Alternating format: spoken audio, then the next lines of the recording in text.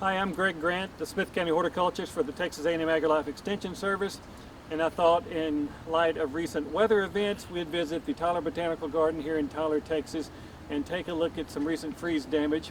As all of you know, people in different parts of the state got anywhere from teens in the valley to single digits in central Texas to zero in North Texas and negatives in the Panhandle. I know at my house I got down to 0.7 in East Texas. People here in Tyler and some of my master gardeners and co-workers, some of them got as low as -7. Zero is the lowest I've ever been in my life as a gardener. Luckily, I'm old enough to remember the freezes of the 1980s where twice we got down to once close to zero, if not zero, and once in single digits. And I happen to remember most of what died and can relate this time hopefully to what's going to make it back and what's not. But every year's different, every site's different, microclimates are different, different cultivars are different, different species are different. So we're going to cover a little bit of all that today, and we're going to start in the Heritage Rose Garden and take a look at how the roses fared in Tyler, Texas, and hopefully in your garden as well. There's good news and it's bad news when it comes to roses. We grow a lot of different types of roses here in the Tyler Rose Garden and in the Heritage Rose Garden. And I know in your gardens you grow a lot of different types of roses as well. And so there's not one standard answer I can give you on how your roses fare. But let's look at some of the basics and let's look at some of the general classes of roses. Here you see in front of me is an old polyantha rose called the Fairy. And it's an earth kind rose. It does extremely well. But you can see already which stems on here are green and which ones are turning brown, and that's what you're going to be looking at not only on roses but on most of your shrubs in your landscape. Luckily we had maybe 6, 8, 10, 12 inches of snow in this area, and you're going to see a lot of examples in your landscape and today where the part that was covered with snow is still green. So if you look down here, you'll see the stems on these roses are green. You see the top portion where there was air, they're somewhat brown. And so in this particular plant, there's going to be marginal damage. Maybe about a fourth of it is going to be damaged. But what we're going to do on all of our roses, I don't care what kind it is or what kind I'm going to show you, instead of doing your typical Valentine's Day rose pruning, which you may have already done, which is fine, but if you haven't done it, don't do it, because what's going to determine where you prune your roses this year is how far back they froze. And so in about a month, you're going to be able to see what's going to grow and what's not. Maybe in a matter of a few weeks you're going to see what froze and what's not, because on roses, on the young stems, it's as simple. If it's green, it's alive. If it's brown, it's not. But if there's any doubt whatsoever, wait till they start to sprout and then cut off everything that's not sprouted, leave what's growing. So in this particular case, we're only going to cut off about a third or a quarter of the plant. Behind me there's a pretty tea rose. Unfortunately, tea roses are somewhat cold sensitive. They're going to have more severe damage, and it looks like, just at casual glance, and we'll look at some more a little bit later, that the only portion of those plants that's going to survive is about 6 or 10 inches at the bottom that was covered with snow. Snow is amazing. It's like an insulator. It's like a styrofoam igloo, literally. And so a lot of our plants have been saved. Even though the tops may be dead, the portion that was insulated by snow is going to re-sprout, and we're going to end up cutting a lot of things back to that snow line. Now, if you didn't have a snow insulation, you might have more damage. If you're further south and didn't have as much cold, you might not have as much damage in the plant. If you're in far east Texas, like where my farm is, and there was less snow and more ice, you might have a little more damage and you might have more breakage. But snow was a good thing in this particular case, because it's going to help save a lot of our plants and help them to resprout from not only the roots but the lower stems. So let's go look at some other roses that are more cold tender, and then we'll go look at some of the roses that are more cold hardy. Unfortunately, a lot of the roses that we grow in our landscapes, including all of our roses, most of their genetics come from tropical southeastern Asia, China, Japan, places that are mild climates that typically mimic more the southeastern United States. So you'll see here beside me an old climbing rose, a once blooming climber called Rosa fortuniana. It's half Lady Banksia, and so plants like Lady Banksias and fortuniana, Cherokee rose, noisette roses, teas and chinas, those are roses that historically, from the time they were discovered, they weren't able to grow in Europe and they weren't able to grow in the northern U.S. because they weren't cold hardy. And so all of these things have basically experienced what those gardeners did for decades before they learned and developed more cold hardy roses, and we've begun to just grow those roses in the south. So what's going to happen, we're just going to wait and see. This is a climbing rose. It's 12 or 15 feet tall right now. And once it starts to sprout out, it may be 12 or 15 inches tall when we get through with it. So we honestly don't know. You can scratch the stems with your pocket knife. You can look at roses. If they're bright green, they're probably okay. If they're brown, they're probably not. Right now, they're kind of in that olive stage and we're not 100% sure. And so I can look at this one already and tell it's probably not going to make it, but it's still greenish looking. So we're just going to let the plants tell us. But it's not that big a deal because I see down here at the base, I see some fairly bright green stems. I'm pretty sure this rose is going to spring back. And yeah, we've lost 12 or 15 feet of growth in 2 years of training, but you know what? That's better than losing the rose entirely. And so just be aware that some of the old-fashioned roses, some of the climbers like Lady Banks's, Rosa fortuniana, climbing teas, the noisette roses, those are truly southern roses that can't take 0 degrees, so we're probably going to have some pretty major damage on there. But wait till the plants start to sprout. Don't get out there. I'm not even going to waste time with my pocket knife whittling, which a lot of people are doing right now, or running out there trying to cut out the brown. I'm going to wait till the plant grows and do my cutting one time. There's no sense going out every week, taking off 6 inches, 12 inches, 2 feet, 3 feet, when ultimately we're going to take off 12 feet. And so to save time, I'm just going to wait and do it when the plant tells me where to cut it back. I'm standing here in the China bed cemetery, our China rose collection, to show you an example of a rose that loves the south, but historically was somewhat cold tender and couldn't be grown in the north. Unfortunately, we suffered major damage on China roses, which typically would be a long-lived, easy to grow, rarely pruned, doesn't have to be grafted, doesn't have to be sprayed, classic sort of earth kind, low maintenance, grandma's garden, antique rose. The problem is, the one thing that can go wrong with them did go wrong. And so just like on the Banksias and the tender climbing roses, we're not going to do anything to these plants till they start to sprout. If you had the queen coming to tea tomorrow and you just couldn't stand to look at it, yeah, you could go ahead and cut them to the ground, but we don't know. These are all different plants. Some of them may freeze back halfway, some of them may freeze down to 1 foot, and some of them may freeze down to 1 inch. And so I'm going to wait till they start to sprout out and then prune them at the height that they're still alive. So just wanted to show you an example of some roses that love the south, but unfortunately our ice dagger didn't particularly like them. So I think they'll all be okay, and I think they'll sprout back from the ground, partially because of that snow cover. As a longtime Texas rose rustler, 3 of the classes of roses that like the south the most, and the ones that I typically find surviving all across the south in abandoned landscapes and cemeteries, happen to be teas, chinas, and polyanthas. And so one time a person was confused about which rose to order out of a catalog because there were so many different classes, and I just said, remember that poly wants all the tea and china, and you'll remember the 3 classes of roses that like to grow here. Unfortunately, teas and chinas can be somewhat tender. As I mentioned, aren't grown in the north and in Europe because of that. Polyanthas happen to be more cold hardy. They're part Japanese multiflora rose, which has more cold hardiness. This is a prime example right here, Marie Pavier, one of my favorites, an extremely fragrant polyantha rose. But if you'll look, it looks like they've suffered freeze damage all the way down to the snow line, which just tells you how cold it got. So polyanthas aren't even considered a real tender rose, and yet I'm pretty sure we got freeze damage down to the ground, and we're going to have to cut these back. But once again, I'm going to wait till they resprout, do my pruning at one time, and you're really not going to pay attention if you happen to snip off some of that new growth. But it's just looking at casual glance, because I can see it's brown here, it's olive green here, and the only bright green is down here. I just wanted to show you an example of what kind of severe cold we were talking about, because this is a rose that would almost never get cold damage in the south. But 0 degrees is more than southern plants can take, and no plant likes to go from fairly warm, because we had a mild winter going, and so plants have to acclimate and adapt. And so you can take an otherwise cold hardy plant and freeze it by going from warm to really cold, and certainly we went to really cold. So let's go look at the tea roses and see what other tender roses look like after that 0 degree temperature. This is one of my favorite roses, an earth kind rose named Duchesse de Brabant. It's an old tea rose. It's in our tea bed here at the Heritage Rose Garden in Tyler. It was purportedly Teddy Roosevelt's favorite rose, who supposedly wore one in his boutonniere as a boutonniere rose every day.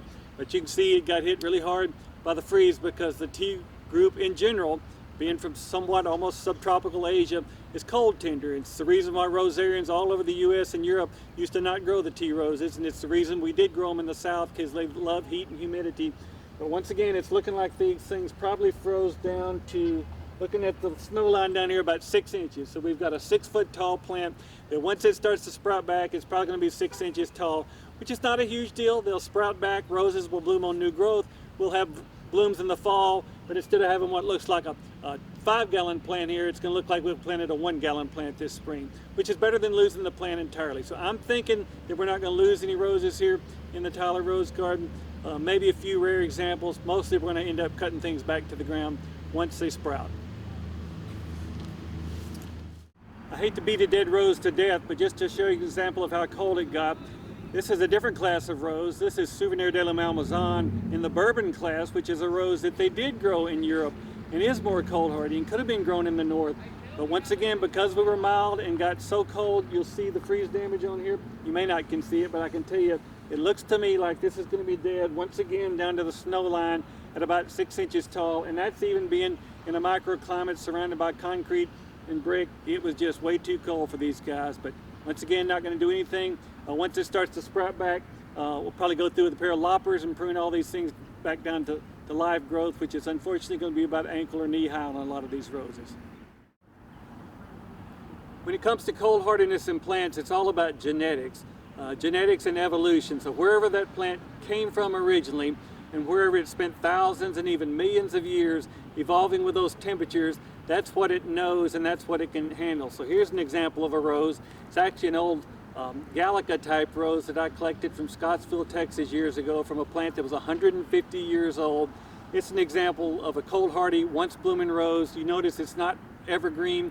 And so this is a plant adapted to more cold, and so it doesn't have broad leaves, it doesn't have foliage during the wintertime. It suffered virtually no freeze damage, and it's all about genetics. It's also a once bloomer, so if it did freeze to the ground, we wouldn't have any blooms. But I bet you anything, this plant's going to have blooms on it this year, and it's not going to have any freeze damage because it's a cold hardy species. But if you look right here in front of it, you see a Louisiana iris that had winter foliage, and so it suffered some freeze damage, but it's not going to die. It's probably going to go ahead and bloom. It's just going to be cosmetic. If you wanted to trim those off of there, that's fine. But notice in this same bed, we have a collection of pink and white, maroon and purple bluebonnets. They're perfectly fine. And so here we've got a native wildflower that's been here for thousands and thousands of years. And so it's adapted to those Arctic blasts and those polar express that occasionally come down out of Canada. So everything you're looking at is basically about genetics and geography and evolution. And so from here, let's go visit the shade garden and take a look at some azaleas and some camellias and gardenias. Here in the shade garden at the Tyler Botanical Garden, we have a wonderful collection of camellias, Japanese maples, and azaleas, and a lot of other fairly unusual plants that tolerate shade and acidic soils here in East Texas. Of course, most of the state can't grow camellias, so a lot of people like to visit our camellia collection, both here at the Tyler Rose Garden and also at SFA Gardens in Nacogdoches, because we can do such a fine job with camellias. But as you see, camellias, once again, like the roses, are from tropical, not tropical, but almost subtropical, Southeastern Asia, China, and Japan, parts of the world that don't have really cold, blistering winters. Our camellias, a couple of weeks ago, if you look on my Facebook page at Greg Grant Garden, you'll see these glorious pictures of bright, shiny, large green leaves, incredible flowers, larger than roses, and pinks and reds and whites and variegateds. And now, as I told somebody the other day, it looks like Pompeii.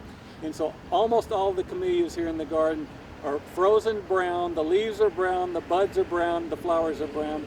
And so I know it looks horrible, but nothing in nature is ever as bad as it looks. And so most of these camellias, I think, are going to be alive, but about once every decade or two or three, at least in northeast Texas, the camellias suffer major freeze damage and end up freezing back and having to grow back again. Same thing happens on figs. It occasionally has happened on crepe myrtles. And so it's just part of growing camellias as we get further north in a more temperate zone. Now, if you're along the coast, Houston, Mobile, New Orleans, Savannah, Charleston, you rarely have freeze damage to the bushes on camellias.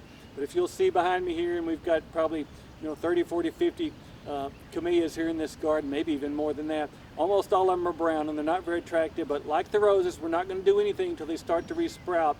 And most of them are going to have major damage to the stems.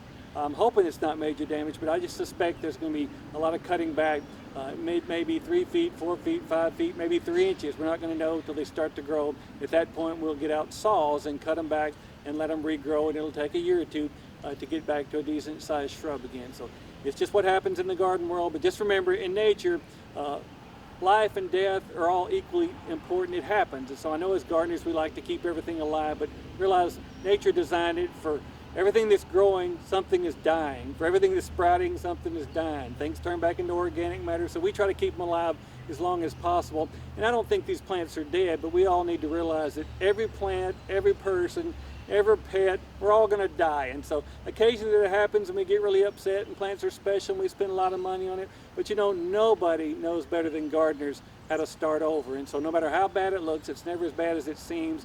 No matter how bad it is, we gardeners are the ones that make it better. So I don't care if it's brown or dead, we start over, we fix it, we make it look pretty. And the Smith County Master Gardeners will certainly do that here with the camellia collection in our shade garden at the Tyler Botanical Garden. Go team, go. Okay. Both of my parents were teachers, so I love to teach and I love to learn. And there's no better teacher than nature. And so here you'll see one of our classic camellias from Asia where it doesn't get cold. And areas where it doesn't get cold, in the south as a prime example, that's where you see plants with big leaves, large leaves, broadleaf evergreens, things like camellias and gardenias and sweet olives, or in our case, in our native woods, you might have southern magnolias, plants that have big showy green leaves. We love those in the garden world, except when it gets cold, these plants weren't designed for cold. So the further north you go, you tend to have deciduous plants like the Japanese maples. We have a great Japanese maple collection here. They'll all be fine. Probably zero damage on the Japanese maples. So when you see a deciduous plant, that tells you it comes from a colder climate and they know to drop their leaves in the wintertime. Only a silly plant that's never seen cold would want to keep big fat evergreen leaves and have wintertime flowers in a cold climate. So if you see a plant with bright, big, shiny green leaves and flowers during the wintertime, that tells you it comes from a mild climate and it's going to need protection, or in this case it's going to need saving and cutting back. So unfortunately most of this camellia is going to die back. It's going to sprout back from the lower portion of the trunk. We're going to wait and cut it back. We're not going to have to do anything with the Japanese maples. I predict they'll be just fine. But you'll also see a lot of genetic diversity in our camellia collection. So if you notice behind me, there's a camellia japonica with hardly any freeze damage. There's a few camellia sasanquas here that hardly have any damage. There are camellias that they breed in other parts of the world, in other parts of the U.S. for cold hardiness. I know some breeding took place on camellias in New Jersey. And so there are some cold hardy types. Unfortunately, most of the big showy common types and most of the japonicas, as you can see, are not very cold hardy. But we'll deal with it and we'll make it all pretty, hopefully by the next time you visit us. One thing you want to pay attention to, particularly on older camellia japonicas, is they were grafted. So in the old days, they didn't have greenhouses and mist systems and root hormones. They weren't able to grow these camellias from cuttings, and so they grow seedling camellia sasanquas.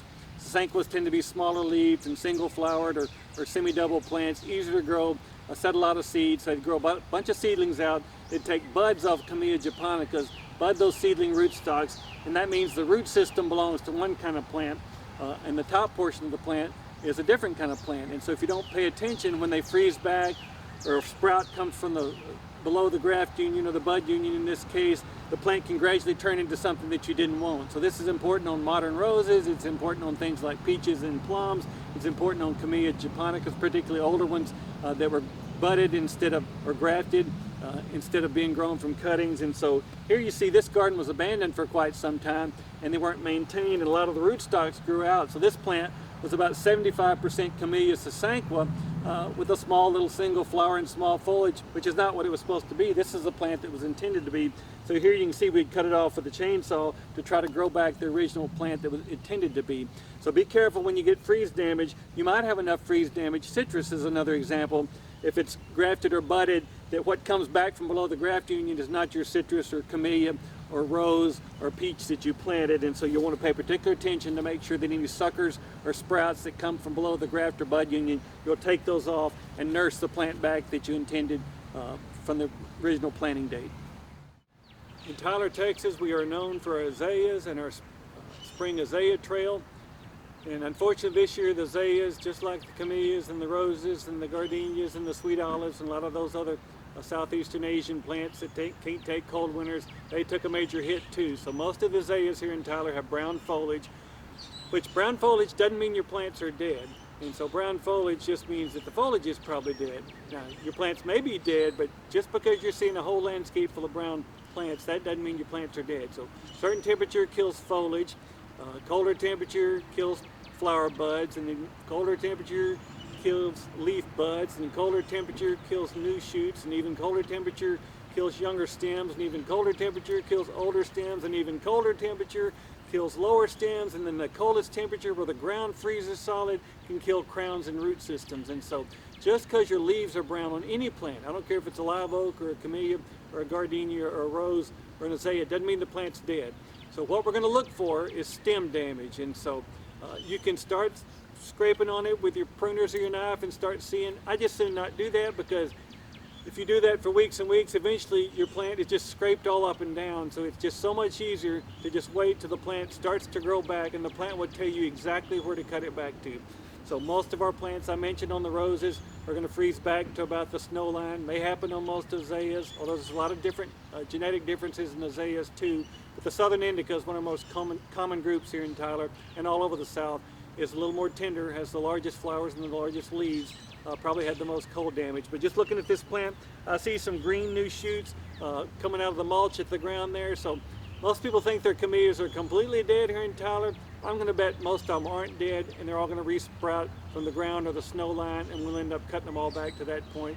But not for a month or two until they start to grow, and we know that. So it may be April or May in a lot of our shrubs before we know where to cut them back. So I wouldn't get out there with the chainsaw and the loppers right now, and I wouldn't even get out there with the knife and scraping on the, and everybody's saying, well, it looks this color, it looks that color. Just wait, and the plant will tell you. It's pretty. So people say, how do you know? I said, if it's brown, cut it down. If it's green, leave it be. And so it's pretty easy. If it has green leaves on it, and it'll be obvious. The new growth will be flushing back hard on the live plants.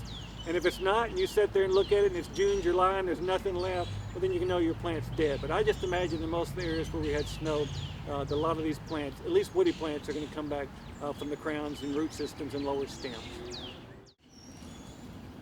There's no better example of cold hardiness in the bedding plant world or the vegetable world than annual plants. And so when it comes to annuals, like vegetables and flowers, some plants have plenty of built-in antifreeze in them, things like cabbage and kale and collards and Brussels sprouts. As you can see, they can actually freeze solid.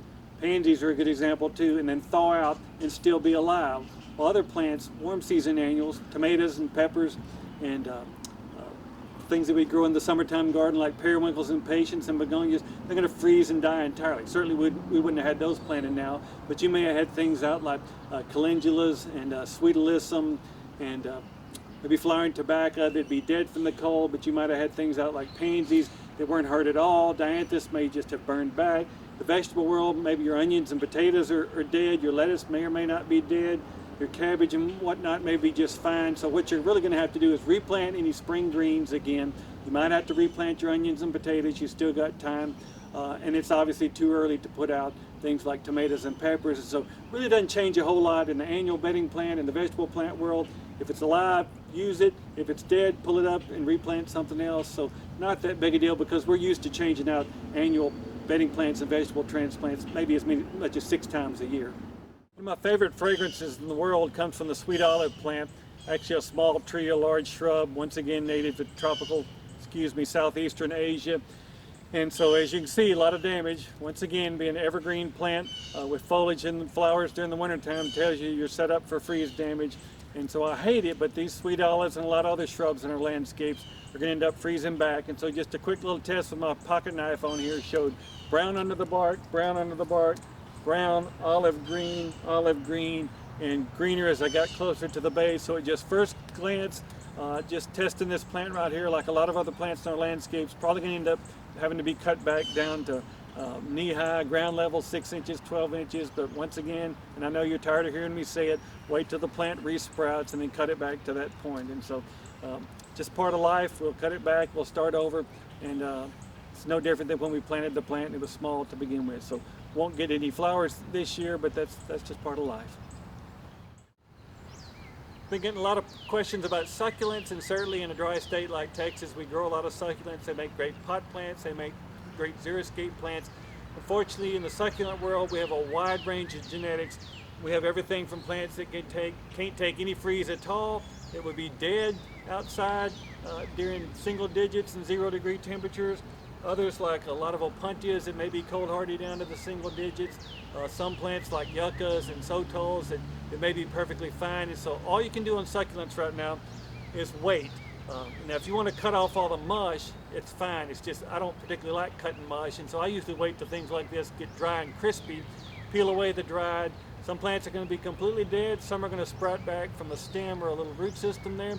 Some plants are going to lose some of their pads or their leaves, like Delpontias. Some plants like yuccas and daisy lirons may be perfectly fine. And so I would just wait a while, and if it's dead, cut it off. If it's completely dead, replace it. And if it's fine, you just go about life as normal. So unfortunately, it's all over the place when it comes to freeze damage on our succulents. Tyler is famous for its rose garden, supposedly the largest municipal rose garden in the United States.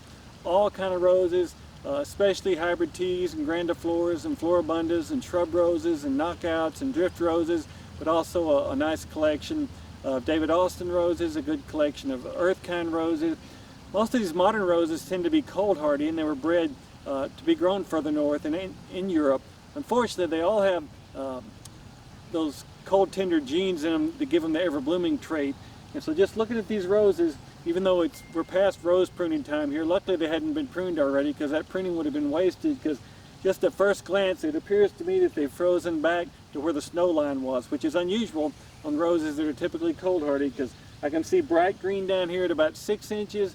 The rest of it, it's olive green. I see a lot of brown tips, but I also see brown lesions developing all on the stems here. So I just suspect most of these roses in the rose garden, in your garden, are probably going to have pretty major freeze damage. Now, the good news is roses bloom on new growth, so once they start to sprout, you can see what's alive, cut them back, even if it's 1 foot tall or 1 inch tall, and then the growth's going to come back from that, and they'll have some blooms, hopefully by summer and fall, certainly by fall. And I hate it, and that's going to be a lot of work in this garden, but I'm sure there's a lot of work to go on in your garden as well. As I mentioned earlier, I was the county horticulturist assistant. Actually, I was the, can't even remember what my title was now, the extension assistant in horticulture. No, I was a horticultural clerk in Dallas County in 1985, following a severe freeze in 1984, if I remember correctly. Things get sketchy when you get older, as you know. And so for $13,333.33, I answered 100 garden questions a day on 3 lines in the Dallas County office. And I answered lots of questions about live oaks with the bark popping off, and I'd moved there in the middle of the blizzard, so I was quite familiar with the freeze, and I remember our water pipes burst, and so I have all that in my mind, and a lot of the common plants that froze. Well, one plant that we grow a lot of today that wasn't common back then is Loropetalum, sometimes called Chinese fringe flower, pink flowers, purplish looking leaves, and lots of damage all over East Texas, more commonly grown in East Texas, but you see it in other parts of the state, all over the country right now. And so a lot of them are completely brown, and so I had a lot of questions myself, because it's a plant that I haven't seen go through single digits and 0-degree temperatures. This one's in a fairly protected location, and even though it's kind of scrappy looking, it's already sprouting from buds all over the stems. It looks like it has no damage except leaf damage. And so once again, just because you see brown foliage doesn't tell you how damaged the plant is. So some of those plants will just literally, it's what live oaks typically do each year. They drop their entire crop of leaves when the new leaves come out, and all the stems are fine. And so there may be a lot of plants that are brown now that totally leaf out, just like this Loropetalum is. And unfortunately, there are going to be others like the azaleas and the camellias and the gardenias and the roses that may have major damage on there. So I didn't know Loropetalum was so cold tender. One plant I considered fairly cold tender is gold dust plant, or Acuba japonica. In my mind, I always thought Acuba and Fatsia, which are both shade-tolerant shrubs with big leaves, shiny green leaves during the wintertime, grown just strictly for their foliage. I thought they were equal in cold hardiness, and I thought there'd be major damage on Acuba or gold dust plant, but as you see, not even a brown speck on there, which is pretty darn amazing. And we'll take a look at some Fatsia and see quite the opposite.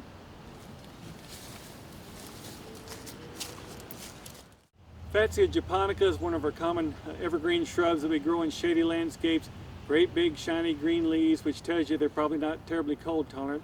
As I mentioned, I thought they were similar in cold hardiness to Acuba, and I expected major damage on both. We did get fairly major damage on Fatsia. This could be an example of one of those plants that some of them are going to have just foliage damage. This one, the foliage was just melted and mush and hanging there, and it looked so unattractive. The master gardeners went through and pruned off the foliage, left all the stems, because I'm not sure at this point, these stems may be okay.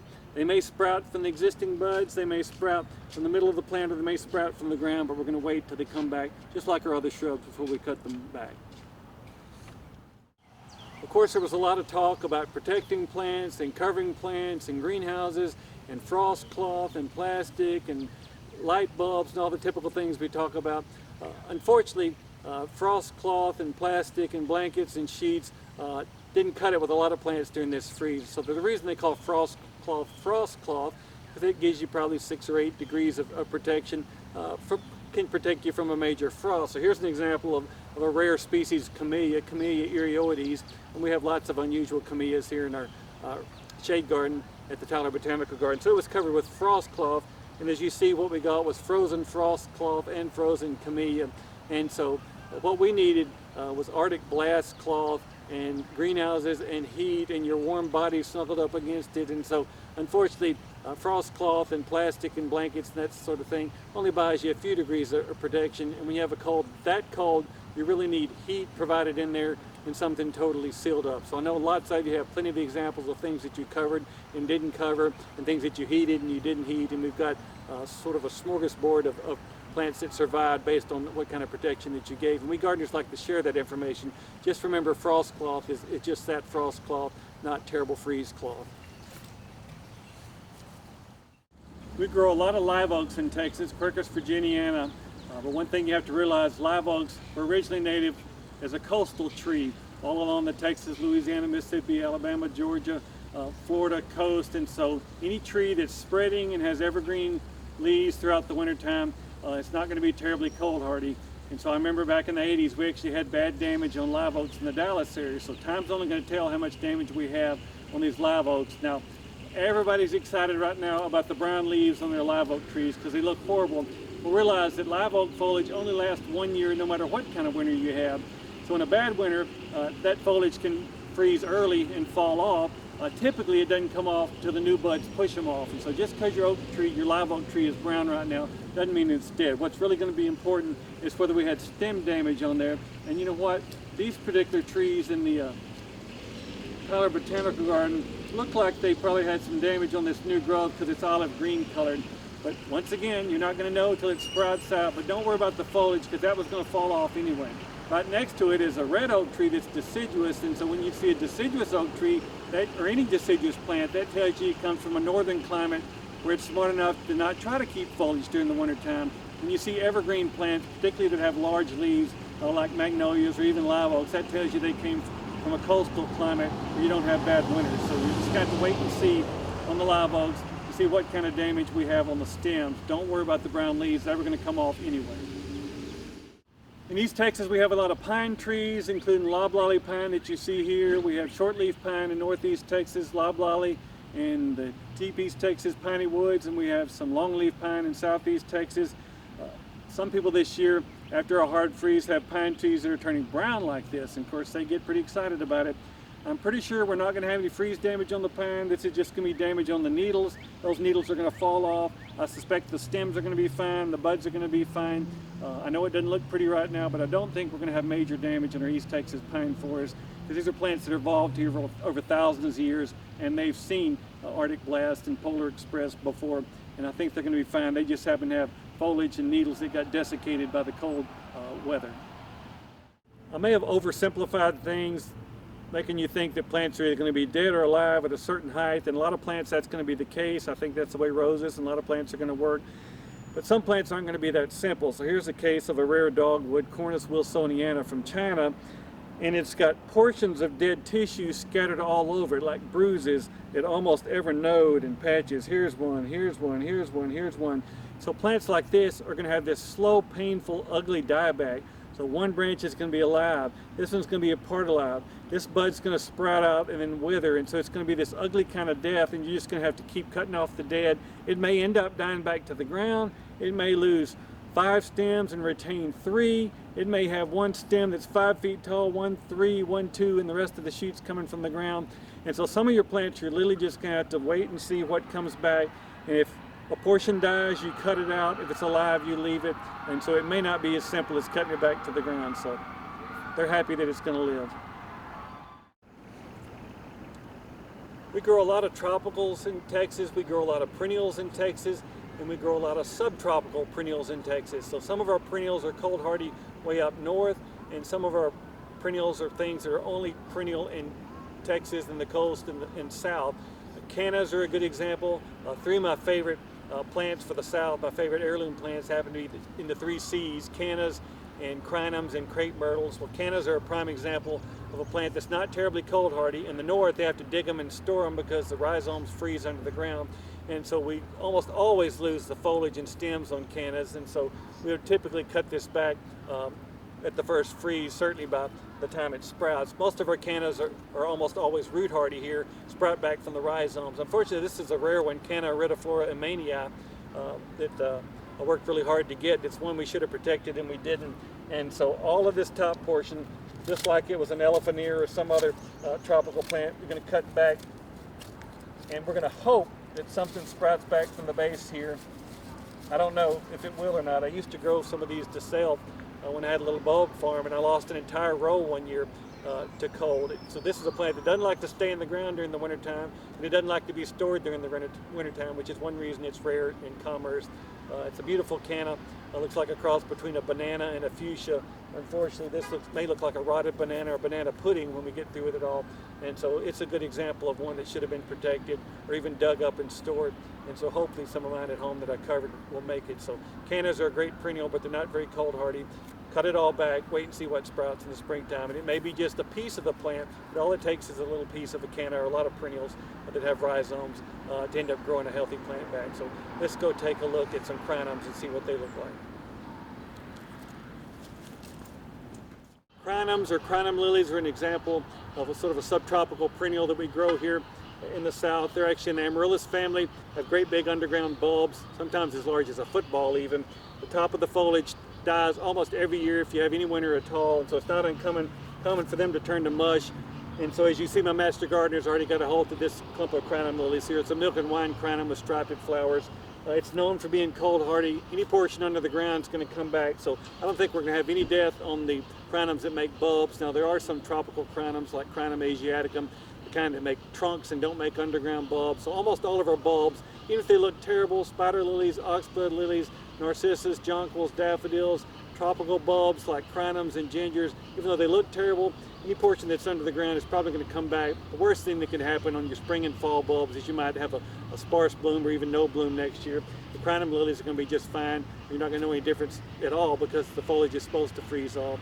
Most of the cannas are going to make it, except for a few rare types. So I don't think we're going to have to worry about crinum lilies. They've been doing their thing for 100 years or so. But somebody said the other day, you said no crinum lily ever died.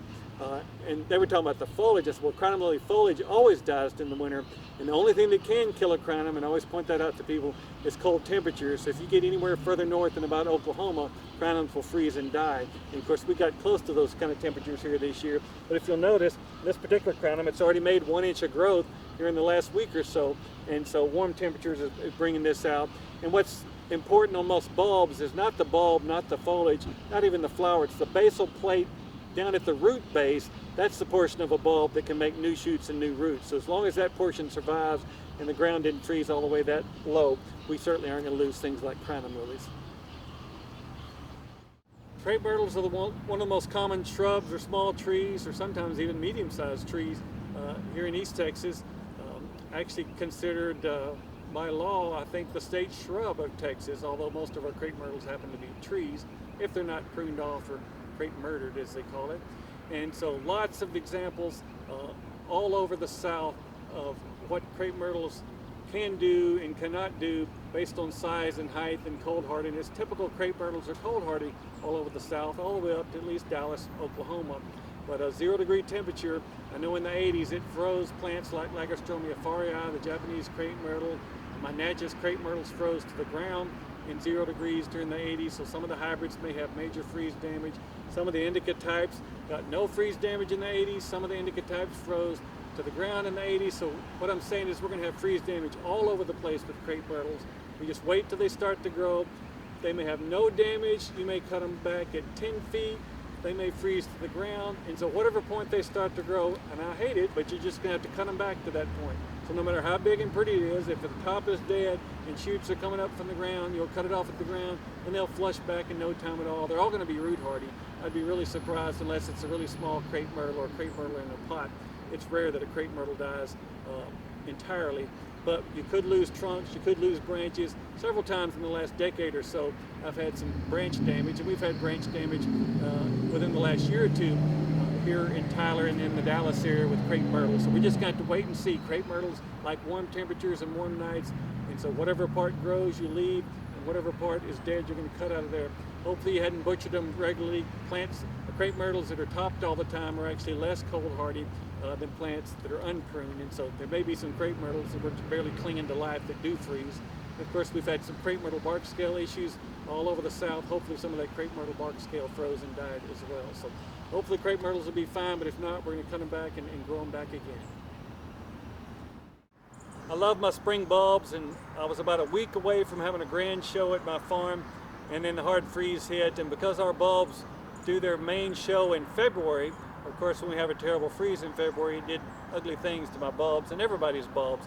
So just a little bit of genetics on the cold hardiness in bulbs. First of all, because they're bulbs and because they store up energy underground, almost all of them are going to be alive and fine. There are a few tropical bulbs. Most of our long-time perennial heirloom bulbs will be fine. They're going to produce more foliage. They may not bloom as well next year. Some of them may bloom just the same. So they've been doing this sort of thing here for at least 100 years. Some of them, like the Campanile jonquil here, it's been around for about 400 years. And so in the daffodil world, in the Narcissus genus, we have everything from cold tender plants. Once again, it's all about genetics. So here you see Narcissus tazetta is from the Mediterranean. It didn't evolve with cold temperatures. It grows during the wintertime. Things like paper whites, Narcissus italicus, in this case, avalanche of gold and Grand Primo Narcissus. All those things were in full leaf and full flower. So of course they don't do very good when it turns 0 degrees.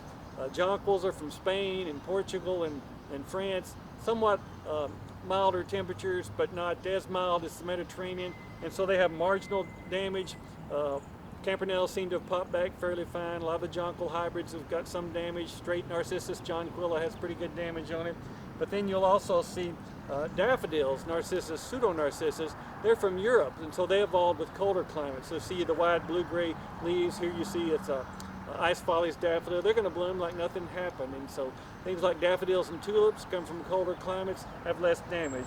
Things like narcissus come from milder climates and they have major damage, but they're all going to be fine and they'll all be back for future years. So don't worry too much about your bulbs, even though you missed your big show this year. And so nothing's ever guaranteed in life of the gardening world, and there's always next year.